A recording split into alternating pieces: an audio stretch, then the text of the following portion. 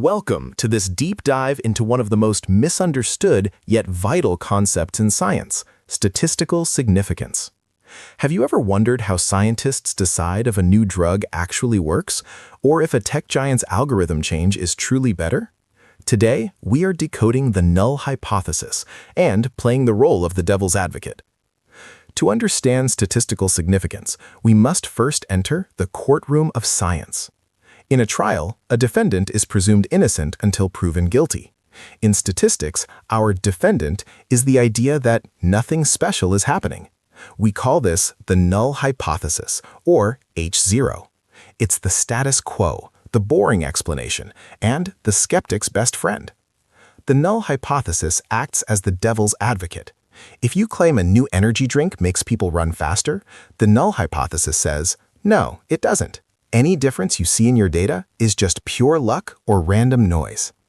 To prove your claim, you don't just need to show a difference. You need to show a difference so large that the devil's advocate is forced to admit it's unlikely to be a coincidence. Now, let's meet the challenger, the alternative hypothesis, or H1. This is what you, the researcher, actually suspect is true. It's the claim that there is a real effect, a real relationship, or a real difference. The goal of a statistical test isn't to prove H1 is true, but rather to gather enough evidence to reject the null hypothesis. This brings us to the most famous and feared number in science, the p-value. Imagine flipping a coin. If it comes up heads 5 times in a row, you might think it's luck. But what if it's 20 times? The p-value quantifies this surprise. It is the probability of seeing your results, or even more extreme ones, assuming that the null hypothesis is actually true. A low p-value means your data is very surprising under the null hypothesis. But how low is low enough?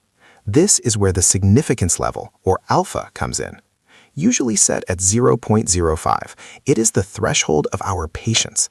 If the p-value is less than alpha, we say, okay, devil's advocate, the odds of this happening by chance are less than 5%. I'm rejecting your boring explanation. However, science isn't perfect.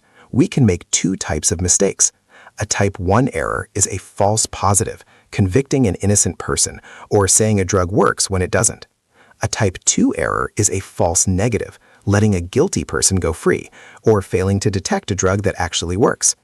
Balancing these errors is the heart of experimental design.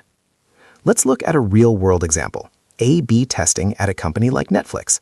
They show version A of a thumbnail to 10,000 people and version B to another 10,000. Version B gets 2% more clicks. Is that 2% a real preference or just random clicking? By calculating the p-value against the null hypothesis, which says both thumbnails are equal, Netflix decides whether to roll out the change globally.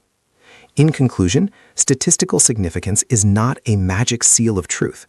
It is a mathematical tool to filter out the noise of a chaotic world. It reminds us to be humble and skeptical, always asking, could this just be luck? Understanding the null hypothesis is the first step towards thinking like a true scientist. References: Gujarati, D.N., 2021, Basic Econometrics. Friend, J.E.N., 2013, Elementary Business Statistics.